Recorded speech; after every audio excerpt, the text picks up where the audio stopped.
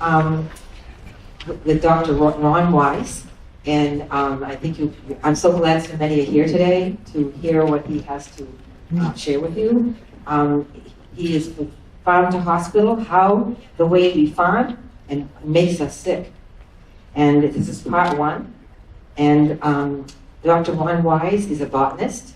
He's a board-certified internist and assistant professor of clinical medicine at Rutgers, New Jersey Medical School.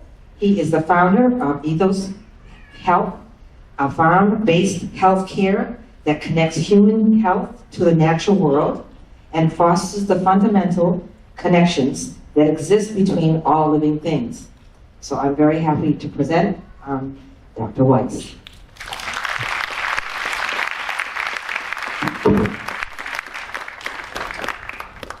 Thank you all so much. It is a great pleasure to be here today.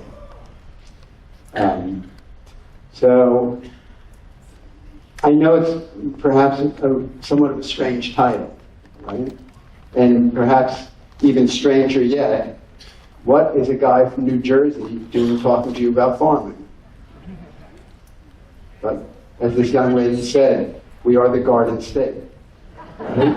And when I was growing up, in the 1960s, New Jersey was still probably among, for about 10 different vegetable and fruit items, was among the top producers in the nation, including eggplant, #1 in the world, tomatoes, #3, peaches, #2, blueberries, #1, cranberries, #2, asparagus, #3,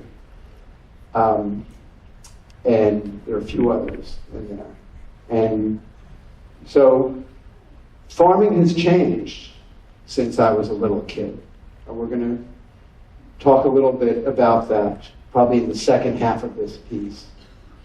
And as it has changed, ironically or mysteriously, or maybe not so mysteriously, so has our health changed. I'm going to show you how in a few moments. So I'm going to lay out my presentation for you. What we're going to do is we're going to talk about the nation's healthcare situation that we're dealing with in current days. Then what we're going to do is we're going to look at a clinical case study and see how chronic illness in this clinical case study is connected to food that we eat commonly in the United States. And that will be the first half of the presentation. The second half of my presentation, Farm to Hospital, which is next Friday, will deal then with more in detail with the farming that is done and what solutions, because there are fantastic solutions that we can arrive at to change the whole scenario and to actually rescue our healthcare system in the United States. And we will have a call to action at the end of the next session. So, just another few words before I start. What is this ethos health or healthcare system connecting all the pieces of living things together? It's an ancient farm. It is one of the oldest working farms in New Jersey. Our farm is 275 years old and has been older than the nation is. In the middle of this farm, which is permanently preserved, are some National Historic Landmark structures, and one of them is an old farmhand's house, and in this house we have a primary care practice, which prevents and reverses chronic illness using lifestyle change. When I say lifestyle change, the core of that is food, and it is whole, unrefined plant foods, which are grown on the farm. Okay.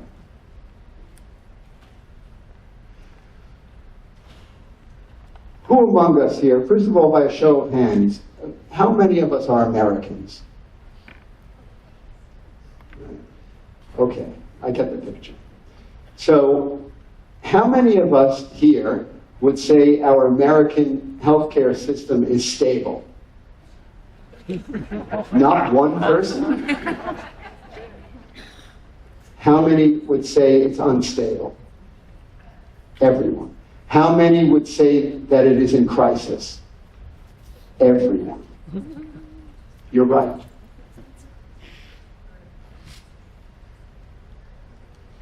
So I was born in 1962, and here are the dollars we've been spending on healthcare since then. Look at that trajectory. It is inexorably rising. There's not even any plateaus. Okay? The amount we spend in hospitals, the amount we spend on doctors and clinics, and the amount we spend on drugs. And what I want you to pay attention to is this area here, because that's when things started to take off. Does anyone have any guesses why this happened? Because there was basically no rise in the graph for most of our nation's existence until here, 1970. Any guesses?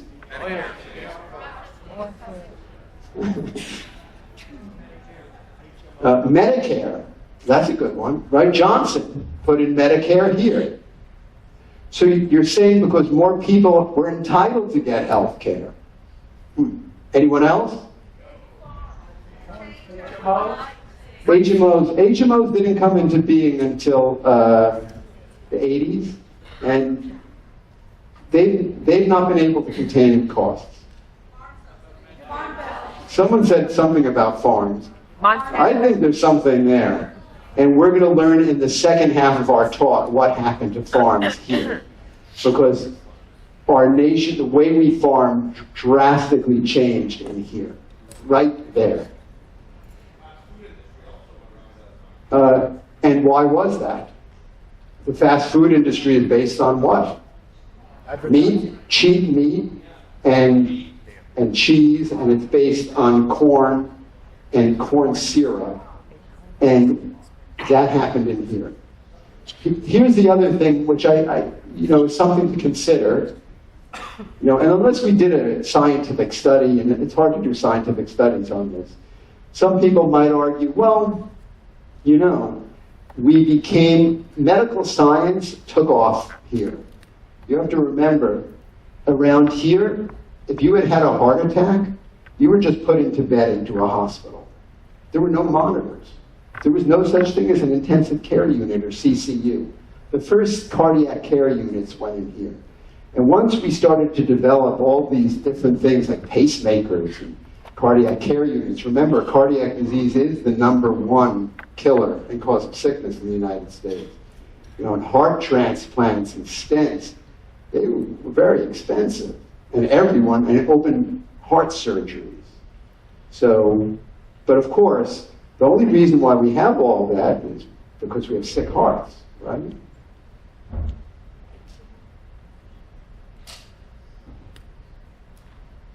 Are there any Europeans here? Okay, bravo for you. Okay, the other industrialized nations of the world, mostly in Europe, and we have Japan and Australia. If you take a look at this since 1995,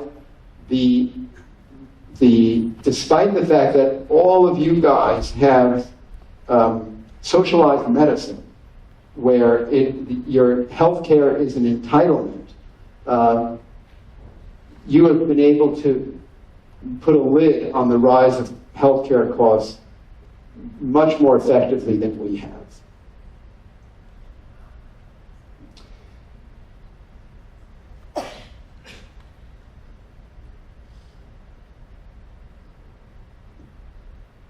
So these numbers come from our federal government, the Center for Medicare and Medicaid Services, and it's quite frightening.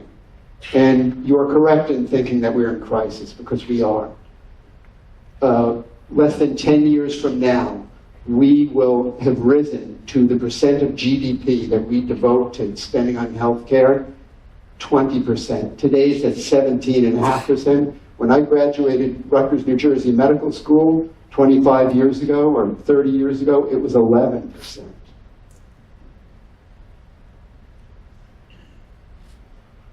And we have to continue paying for this. Employers have to continue to pay for this, and workers have to continue to pay for it. The premiums keep going up. Someone has to pay for it. And the Affordable Care Act does nothing to help with this. The Affordable Care Act did give people who had nothing a broken kind of insurance, of medical care. But it did nothing to stanch the rise in cost that's unsustainable. So what I propose to you is that we really don't have a healthcare system in America, and that is why we're in crisis. We have a medical care system. A healthcare system is something that makes one healthy, or a nation healthy.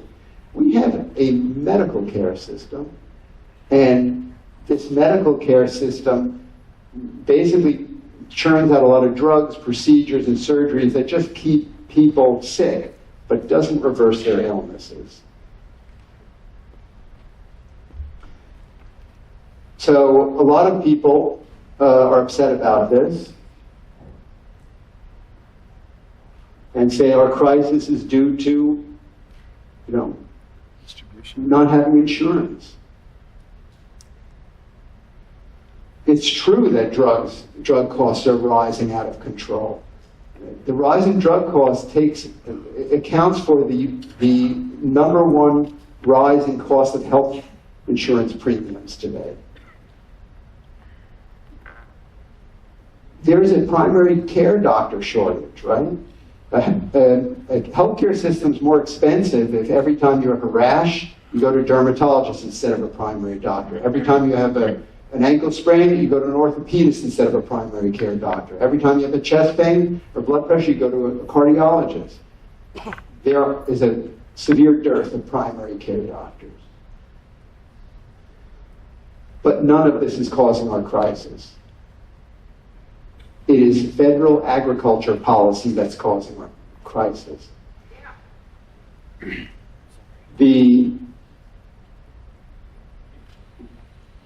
legislation that is passed that is under the purview of the USDA and meted out by the USDA in federal policy determines what we grow and how we grow it,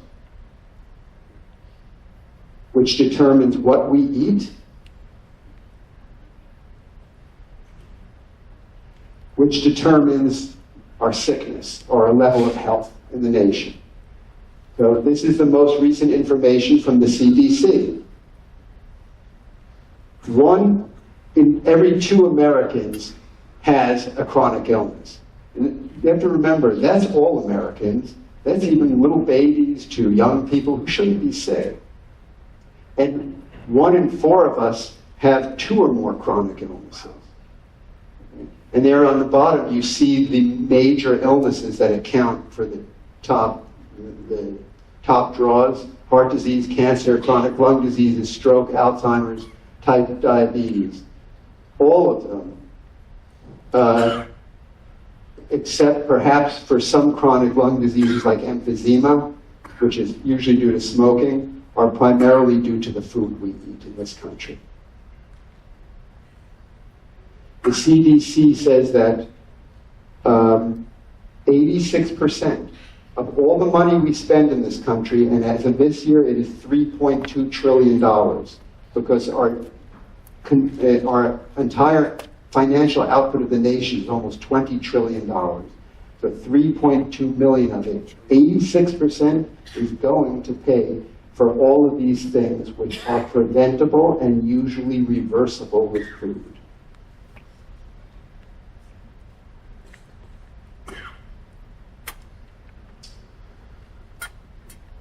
This is my patient Joyce.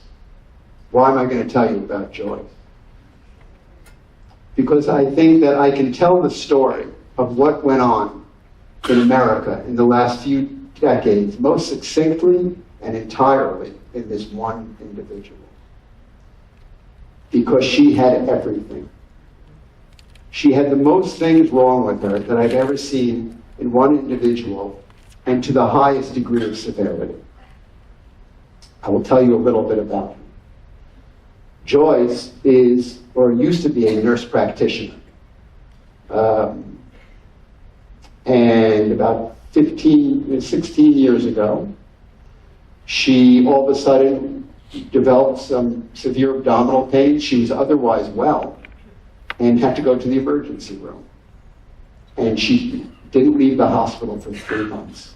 So she was a person who was, 35 years old at the time, working 60 hours a week, nurse practitioner, busy all over the place, and all of a sudden her world collapsed. She was diagnosed with toxic megacolon, which is a severe and life-threatening presentation of something called ulcerative colitis, which is a potentially lethal autoimmune disease. And that was just the start. Over the next 3 months, many related illnesses descended on her like plagues. And by the time she got out of the hospital, she was so disabled, she had to go on Medicare and Social Security, couldn't work anymore, had a home health aide. She was just destroyed. So, one day in March, she walks into my office, that little office in the middle of the farm. And I walk into the room and I see Joyce sitting there, and she always had this Cheshire cat sort of grin on her face, even though she was so sick. And she said, "Hello." And I walk over to my desk and I see there's a paper on the desk. And on this paper are the list of her medications.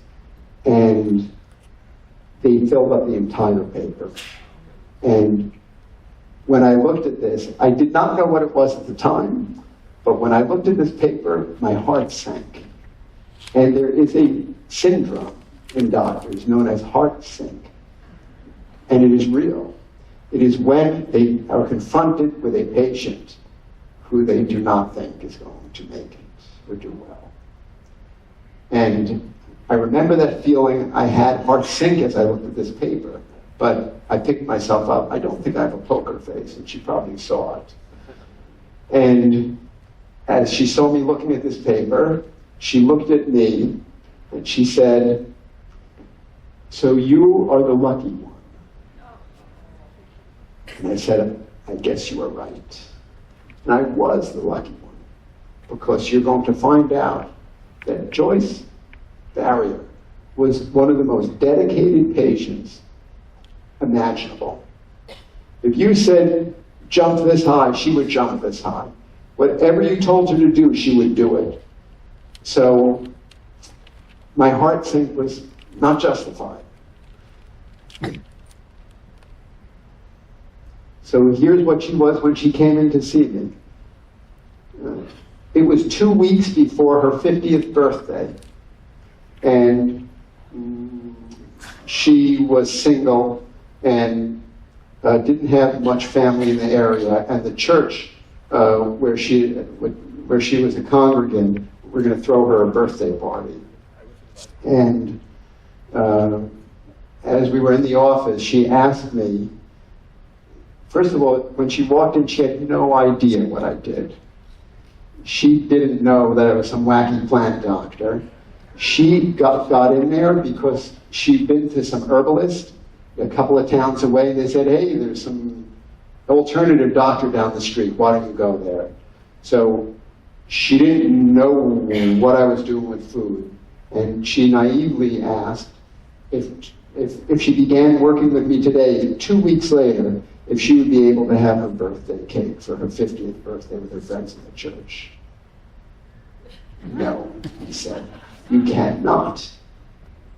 You cannot have that birthday cake." Our lifestyle director, Asha, showed up as a surprise to her in the church with a birthday cake made out of oats. And oats ground up, and a puree of sweet potatoes on a bed of spinach leaves decorated with strawberries with a candle in it. It was the best birthday cake she ever had. Now, you're going to find out in a minute why she had to eat this cake, because it was part of her recovery.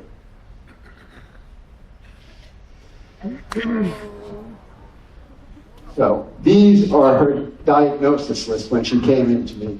And I just want to point out a couple of things. In the average person, any one of these would have killed the person outright.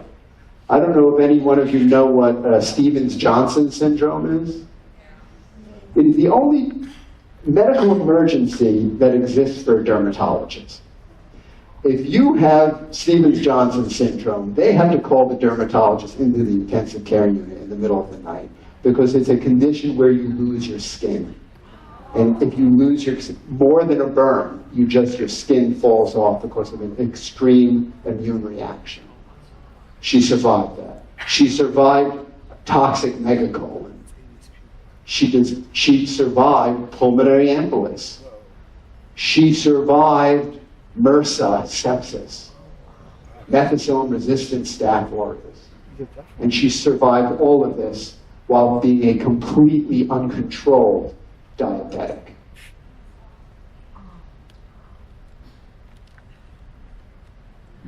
Whoa. This is the list that gave me heart sink. Yeah, I can see. And as I went through the visit, I thought, how can she have any room to fill her stomach with food?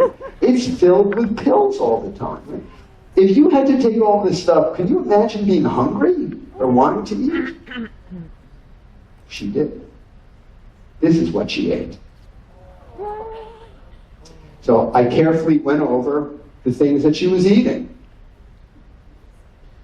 Here are her proteins, because you have to have protein, right? Where are you going to get your protein? She got it from Tyson's chicken, all these processed, highly processed, industrialized foods. Did have some nice tuna down there, canned tuna, and eggs. Minimally processed, but animal foods. She loved, these kinds of plants, processed grain products, and would have them liberally every day. White flour, the things you see on the supermarket shelves that take up our supermarkets.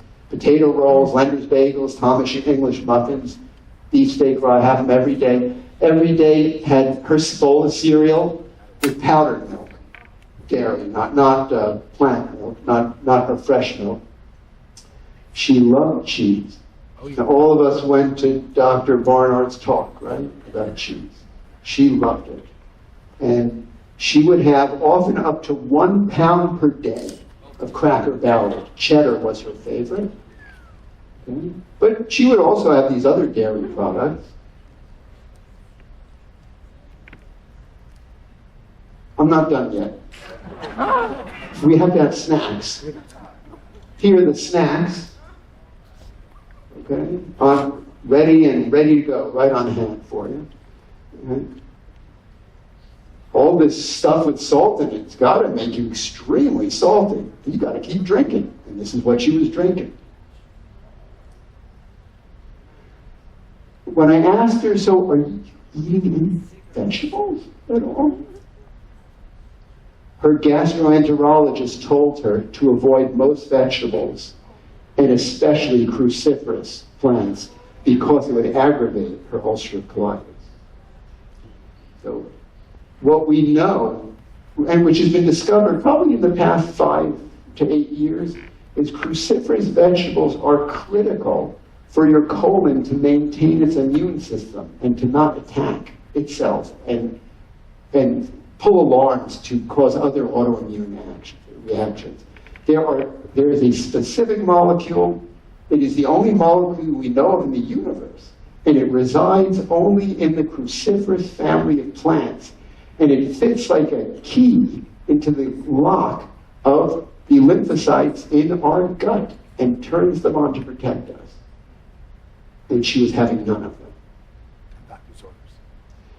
She would have once in a while some frozen corn niblets and some frozen peas, but it was very occasional. Fruits. She would have one banana daily with her Honey Nut Cheerios, and she loved to eat the grapes with the cheese. And in New Jersey, our peaches were the best up until California came to being in the later 19th century. So we still have Jersey peaches, and she would wait until they were in season in August and eat them. Eating out all the time. Friendlies, Chinese takeout.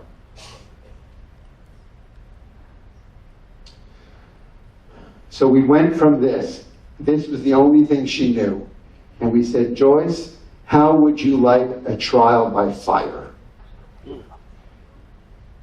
She said, okay, what do I have to do?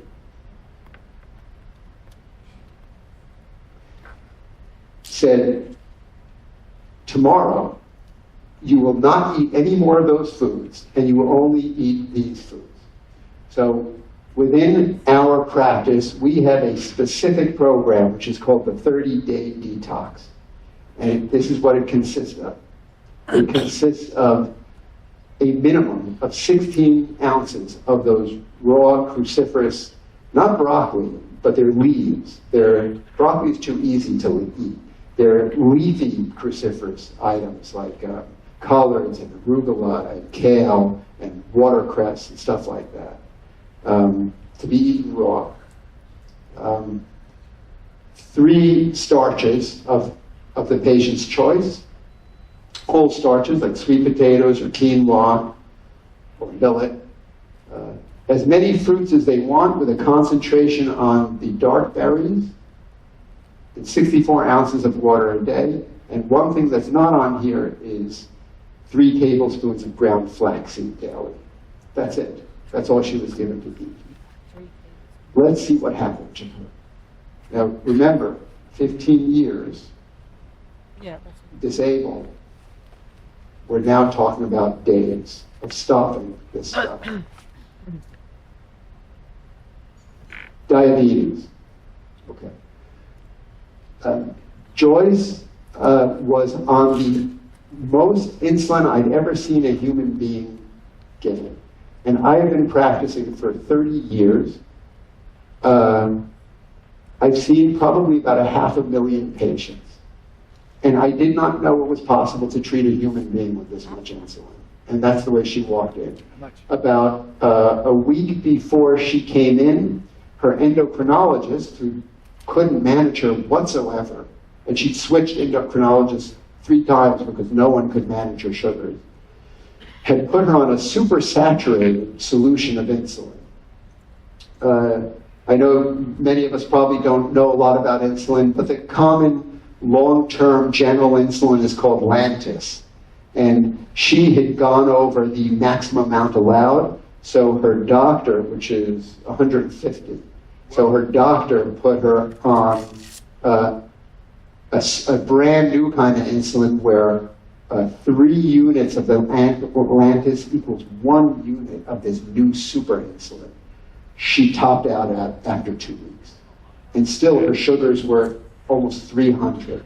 She was also on oral drugs for the sugar. Nothing could help her. She starts the 30-day detox here. She had to call me 3 times a day because her sugars were falling so rapidly. She would have blacked out from all the drugs she was taking after 15 years. And I had to pare down her insulin, sometimes giving her instructions multiple times a day, because she was also on, in addition to the long-term insulin, also on short-term insulin. So, just to give you an idea of, if any of us don't know what hemoglobin A1c is, that's the most accurate diabetes test. And it shows you what your sugar control is. Non-diabetics have a number of less than 5.7%. If you're between 6 to 7% on this A1C, you're a diabetic. That's under good control. 7 to 8, out of control. 8 to 9, you are severe. 11 and a half. Okay? To 5.8. I told you normal is 5.7. Okay? This is last year. And you can see she basically arrived at here pretty much within 100 days, like within 3 months. Here's the way we took off all of her insulin that she was on. Stopped the oral drugs immediately on day 1. The pills went into the garbage.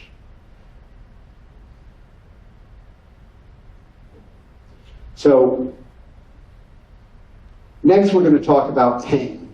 So, although Joyce had many, many, many overwhelming problems, I picked these 4 because these were of the greatest concern to her, and they were just wrecking her life. So, she was a massive pain.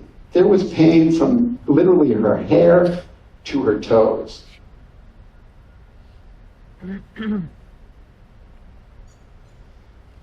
She had pain from chronic migraine headaches since the age of 12. She had severe TMJ pain, which was sometimes difficult to distinguish between. She had severe fibromyalgia and muscle pains of every muscle in her body. She had been to the rheumatologist, and she was put into some wastebasket kind of diagnosis because she had an autoimmune arthritis, which was seronegative, which means all the rheumatoid arthritis and lupus tests were coming up negative. So they just labeled her with a diagnosis of inflammatory arthritis, and they put her on a drug called Plaquenil. She had severe diabetic neuropathy, which prevented her from walking. Look what happened to her pain within 30 days of eating plants. Ulcerative colitis. So if you remember, this is the situation which almost killed Joyce initially when she first got sick. The thing that's perhaps most scary about ulcerative colitis is that if you have ulcerative colitis for about 20 years, you're at severe risk of getting colon cancer because there's such inflammation in the colon that it produces, this inflammation is spurs on the growth of abnormal cells. So oftentimes, after a person has had ulcerative colitis for 20 years, sometimes the gastroenterologist will say, just let's remove your colon to prevent you from getting cancer. We were at year 15. Look at all the drugs she was on. She was not only taking drugs by mouth, she was taking drugs by enema every day. No matter how many drugs the gastroenterologist gave her, she never had clearance of her ulcerative colitis. Her colon was always bleeding red on every single colonoscopy. The symptoms that she had tied to this were abdominal pains, which were severe, and diarrhea. They went away within the month, after 15 years. Joyce is having her first colonoscopy this month, as probably within the next week, to document what the state of her colon is, but we suspect that it will be completely normal. She has no symptoms. Obesity. So if you remember, Joyce came in with a BMI of severe obesity. She lost a pound a day for 30 days, and then almost a total of 100 pounds by the time she had spent a year eating plants.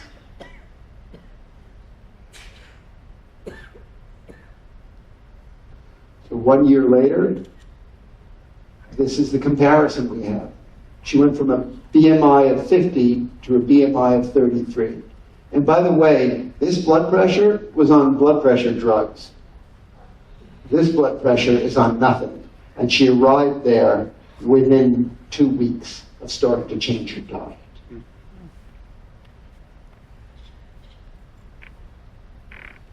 When she came to us, she was on 27 medicines. A month later, she was on 5 medicines. A few months later, 3 medicines. And 1 year later, 0 medications.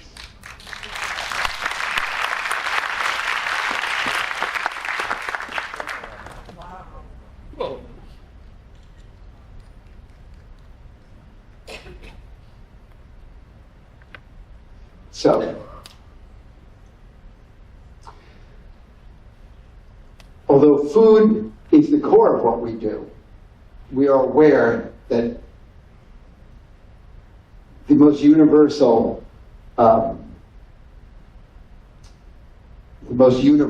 way to get good health is to incorporate many different things that are healthy into your life. And one of them is exercise.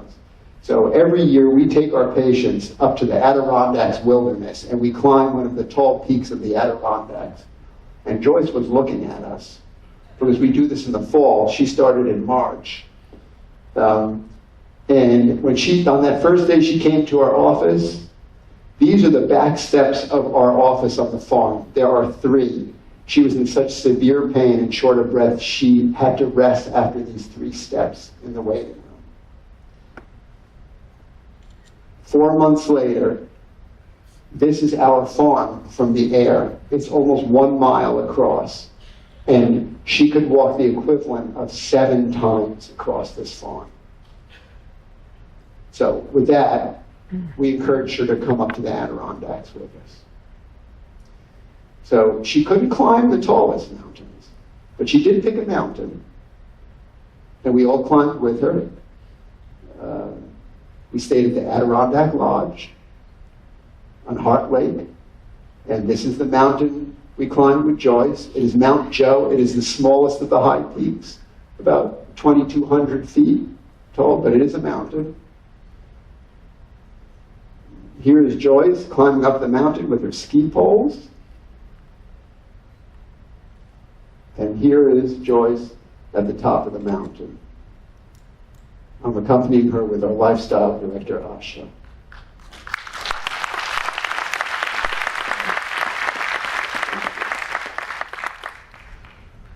So, I know this is not a medical study, but come on.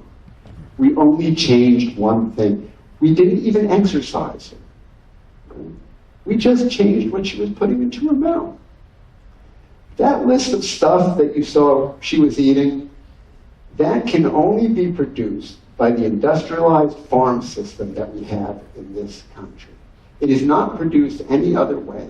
She would have no access to it. We cut her off from it, and we gave her living things to eat.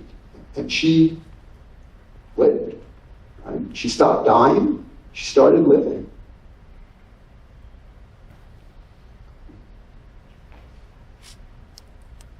But here's the problem. The cards are stacked against us.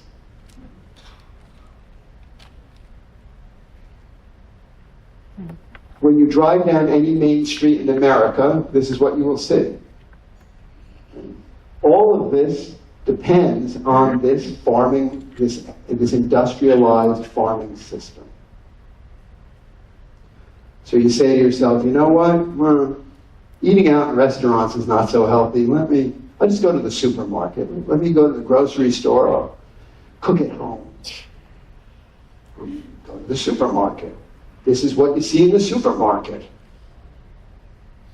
If you're serious about preventing cancer and heart attacks, 80% to 85% of all the shelf space in the average American grocery store is off limits to you strictly. You should not go near them. But this is where we shop.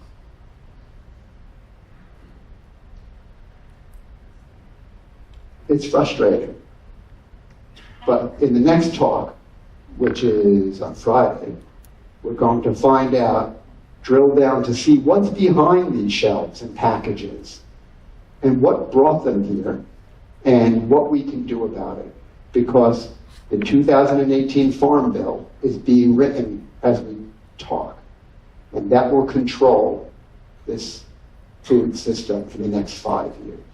So What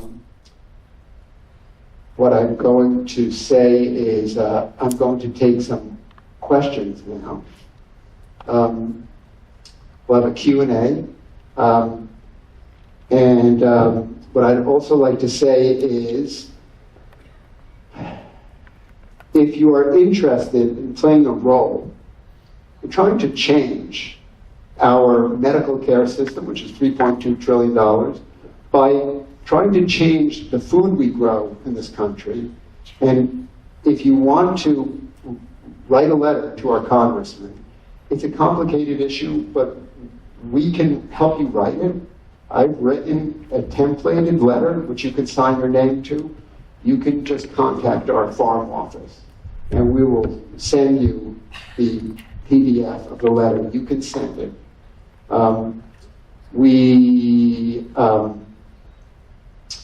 What else can we do?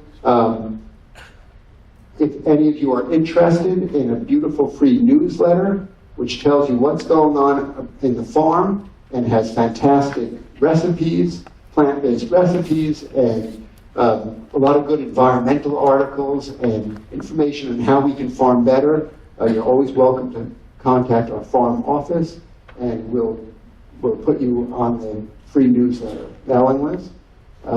You can contact us. We have a great Facebook page, and we have a great Instagram page. You can always contact us and keep up with us that way. What's the address? Okay, our web address, our website is ethoshealth.org. And our farm medical office telephone number is 908-867-0067. And our Instagram account is myethoshealth. Our first question is over here, and I'm going to take back the mic and raise your hand high, and I'll come to you next. I have a question from outside this room, from a group of women that I've known for a long time. We talk a lot about nutrition and food, and I was talking with them about some of what I've been learning the past couple days. And one woman replied, and I explained, there is fat in plants. No fat is dangerous. After my first 6 months on Weight Watchers, I had to have gallbladder surgery, which I'm sure was due to too little fat in my diet. And I told her I'd bring my question. That is a fantastic question.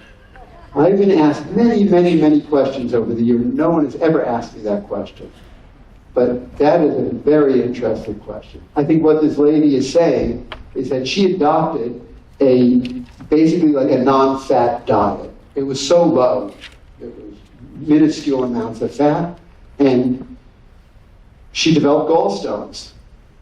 And that is a known entity. That is known to occur. And that is one of the reasons why I, in particular, think that non-fat diets are dangerous, or very low-fat diets. And there is a place in a healthy diet for small amounts of healthy fats, like from seeds and nuts. There is a study that has shown that the phytosterols in nuts in particular can help prevent gallstone formation. It is important. That's one of the reasons why we remember I told you in the end, at the end of the 30-day detox description, I told you we put flax seeds in. 3 tablespoons, that's one of the reasons why. So she's correct. Yeah, being on, and especially, when it occurs, I find that when patients lose large amounts of weight quickly, not everyone, but you are at risk. If you lose large amounts of weight quickly, if you're obese, you can develop gallstones. She shouldn't use olive oil. She should have small amounts, maybe 1 ounce to 2 ounces of a healthy nut or seed every day. She could have avocados, but it's a little more complicated. To be more careful with avocados. Next question. This was a wonderful case presentation, but the power is in the numbers. And I've heard cases like yours in the past. Why isn't there an organization that actually does a true double-blind, placebo-controlled study. Take 500 or 1,000 of your patients and have them, one group just eat whatever they were eating, the other group just be treated with plant-based diet. And we get a number of 1,000 of them, and we see these kinds of incredible results. And then you treat food as a drug, and then you find out that it has these remarkable ways of not only healing, but reversing underlying disease, and use that to take that information to the government. I hear you. That would be a dream come true. The reason why I'm standing up here and presenting this poster child is because of two reasons. I understand she's one person, and I'm trying to equate this, take this one person and this experience and tell you can fix a nation with her. You can't. And the reason why is because she is not just one patient. She had devastating complexities of disease. She has all the chronic diseases that are listed on that chart, right? That the CDC keeps records of, number one. Number two, she was so dedicated. Oftentimes we come across patients who, they are sick, but you say, okay, you can do this and get better. They don't want to, or they don't do it to the degree she did. So I present her to you to show the, theoretically, what can be done when all these things come together. The second thing I want to say in regards to running large-scale studies with many patients, someone has to pay for these, okay? And, you know, the drug companies are not going to pay for these. Number two, you know, it's hard in general when you're trying to do studies with food, whole foods. It's hard to do controlled prospective studies because in order to do very high-level scientific studies, the treatments that the people are getting in the different categories have to be blinded. They can't know what they're doing. Obviously, you know what you're doing when you know what treatment you're getting when you're eating whole plants versus drugs. So it's difficult for that reason. Hi, my name is Moy. Thank you for being here. I focus on agriculture because I have background, I study, and also I went to agribusiness. So I think, if I remember, one of those area that mandate to farmers what to grow, what not to grow, how many acres, comes from the World War II and the Cold War generation and all those satellite pictures that we used to get showing how much Soviet Union growing soybean products at the farmers. But then they try to help compete and fight it by subsidizing. So the first question I would say, I believe from top down, not in this case, not grassroots is important, but I think policy. Maybe they should stop the policy of subsidizing. Let the farmer decide because of supply and demand. And when the customer American says we want organic food, whatever, that would help. That's number one. Academia, agricultural college. I remember clearly I asked when I got my MBA in agribusiness, in addition to agricultural engineering from UC Davis. When I asked, why don't we have a course for emphasis on human factor? What is the impact on human factor when we get an MBA? They said the whole purpose of MBA in agribusiness is increase profit. And the increased profit is increased number of bushels per acre. And justify the mean. I mean, they didn't the exact word, but put fertilizer, put whatever you can to get maximum number of bushels per acre. And that's the policy from top-down changes. No subsidy, in my opinion, no subsidy. The customer American demand for organic whatever, not buying the product. And also from academic, to put a course to say, whatever we are studying, effect on human beings should be studied, because right now medical does on the deep. So I agree with you, all of your statements, and we'll learn more about in the second half of how our system changed. These subsidies were put into effect in the Depression, when 400,000 family farms went under during 1932 by Roosevelt. And it was radically changed by our Department of Agriculture at that point in time when you see our healthcare costs go up. And I understand that it's government policy, but a government by the people and for the people should start with each one of our names going to the head of the Agricultural Committee to say that you're aware of what's going on and it needs to be changed. That's why I think we should send this letter out. Because if there are enough of us, just like you hear with the animal rights, as there's a growing voice, we will overcome Cargill and Monsanto and all the industrialized companies that are just trying to make food for 20 cents on the dollar, because that's what makes us sick. Hi. My question to you is, what do you say to somebody that adopted this lifestyle for 6 months to a year and basically turned against them, in the sense that they became allergic to all the nuts and most of the nuts, beans, and a lot of the green leafy vegetables, and it just couldn't continue anymore. I don't know if you've ever heard anybody, this happening to anybody, but Do you know someone that has? yeah, you're looking at them. Okay. I have never encountered a person like that until today.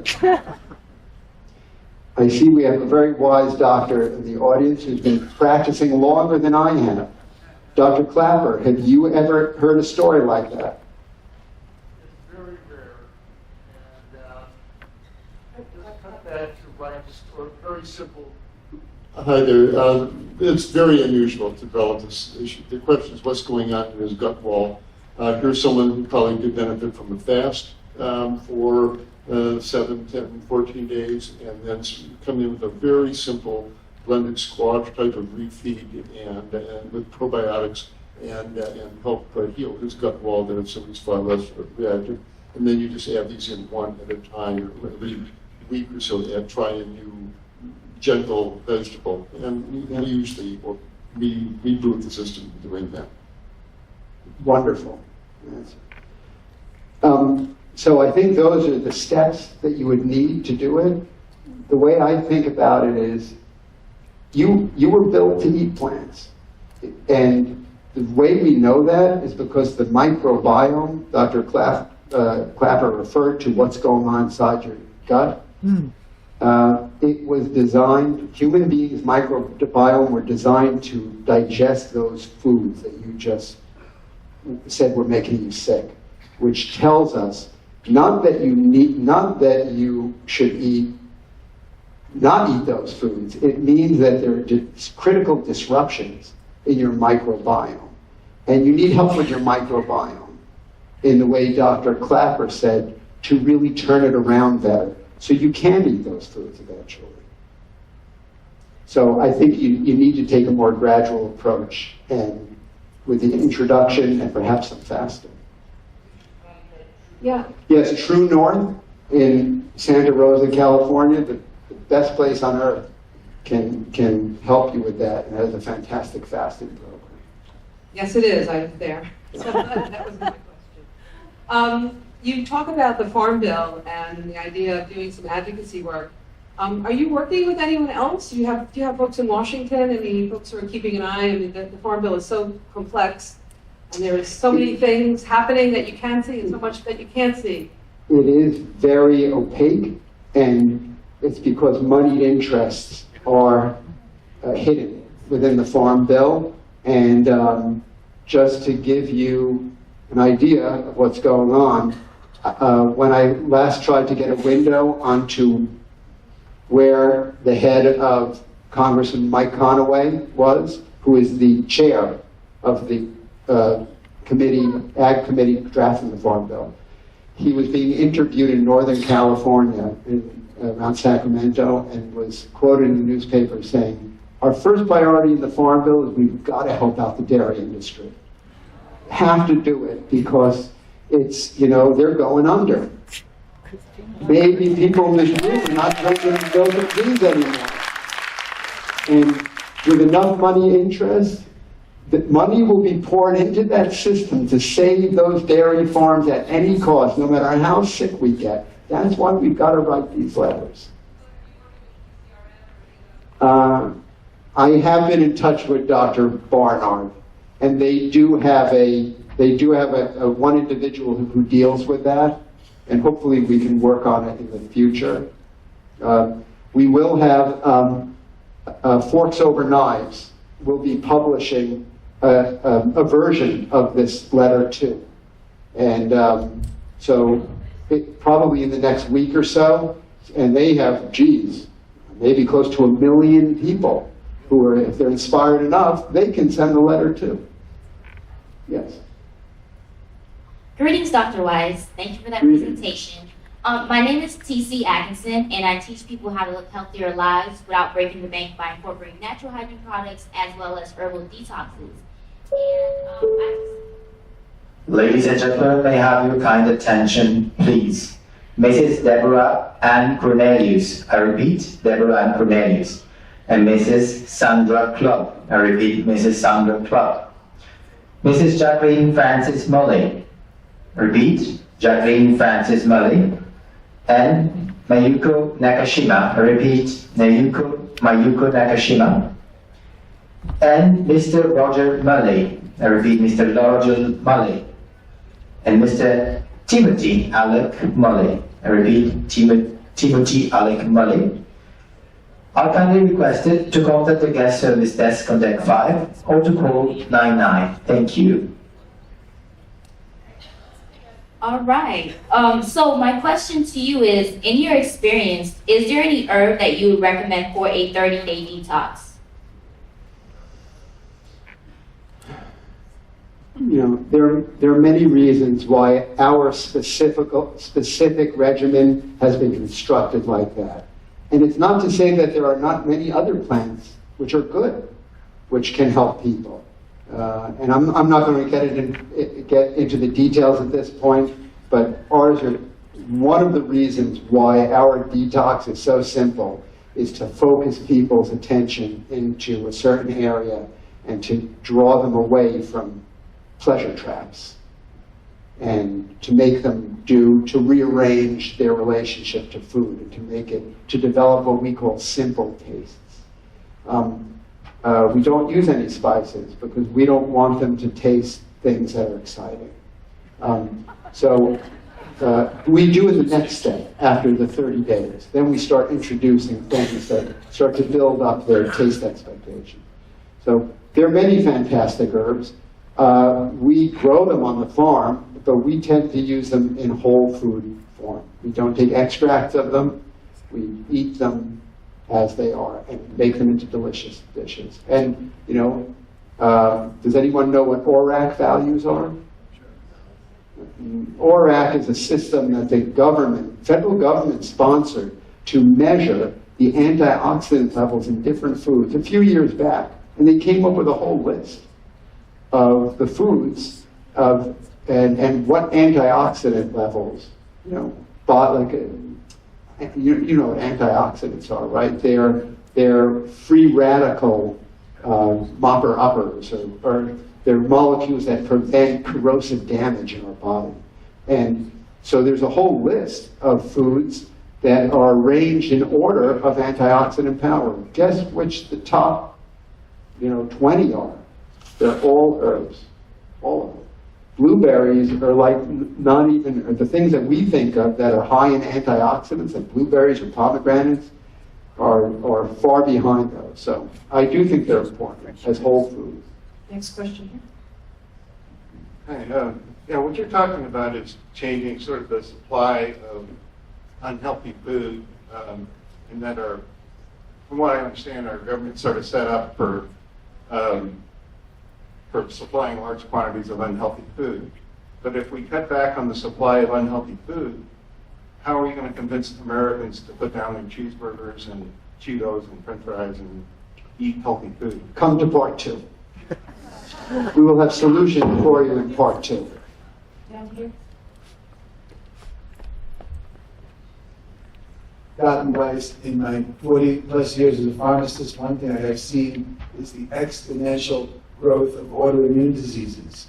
The MS, the rheumatoid arthritis, the lupus is just exploding Me all too. over the place. In my 25 I'm years. sure you have. I know that one linkage is considered to be the beginning of GMOs in 1996. The Monsanto Roundup, which was made to keep holes in the guts of the GI tracts of bugs, seems to be eating holes in the GI tracts of humans. Just want your commentary as far as that goes, or about autoimmune disease in general. So people often, being a farmer and a doctor, people often ask me about GMOs and then what the environmental impact and the human health impact are on that. Just to briefly state, I'm very worried about GMOs because the idea of creating a living organism in a laboratory defies Darwin's theory of evolution, right? Scientists in general believe that organisms get to this day by evolving in an environment and competing against other organisms. The organisms that are produced by genetic engineering are not that way, and they're unique in the world. And so they will have unknown interactions with their milieu when they are introduced. That worries me. But we don't have any specific evidence that they're bad for human beings. Like, I can't tell you that. There is none of that. I think that another major concern of mine is that in general, and especially in the context of GMO corn and soybean, they require vast amounts of biocide usage. Biocides is the terminology that Rachel Carson used to describe in her book Silent Spring to describe all kinds of killing agents, whether they be insecticides, fungicides, herbicides, and they require vast amounts. This stuff is liberated into our atmosphere and our environment and then starts attacking us. So that worries me about GMOs. Here's the most important thing that I think you should leave here with regarding human health and the way plants, which is really what this lecture is about, eating whole plants, how it helps us, and why would it correct all of these terrible situations. About 10 or 15 years ago, I personally thought, oh, there's something good in the plants, right? Just like you're suggesting, there's something bad in those GMO plants, right? There's something messed up in that DNA code that's causing sickness, those autoimmune diseases. And I thought, there's something good, like in those herbs and plants, there's certain molecules. And there is, but that's not the primary way that eating whole, unrefined plant foods reverses all these diseases. It is by changing our microbiome. Changing our gut microbiome, that's the way it works.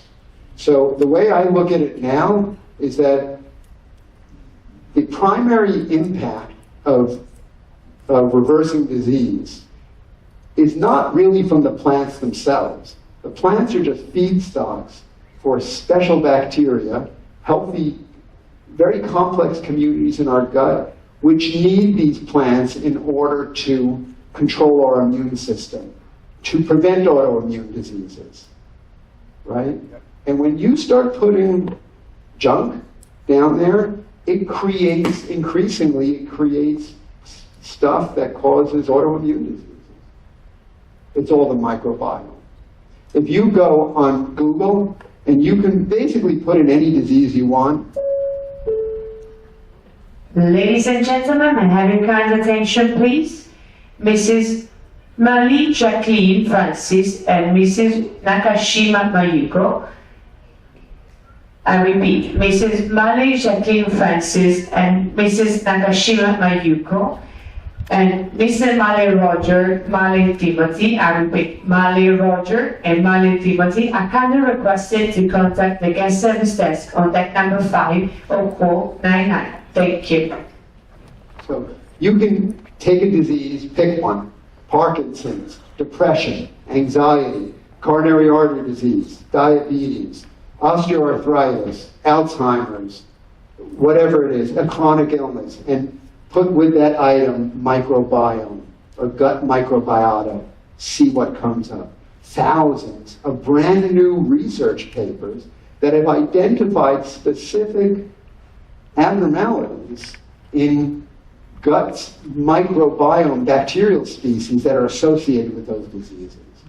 So it's a very powerful area. In our farm, we are working with Rutgers, which is the land-grant agricultural institution in New Jersey, to examine microbiome disruptions in our patients, to see, in difficult patients, to see where defects are that can be corrected.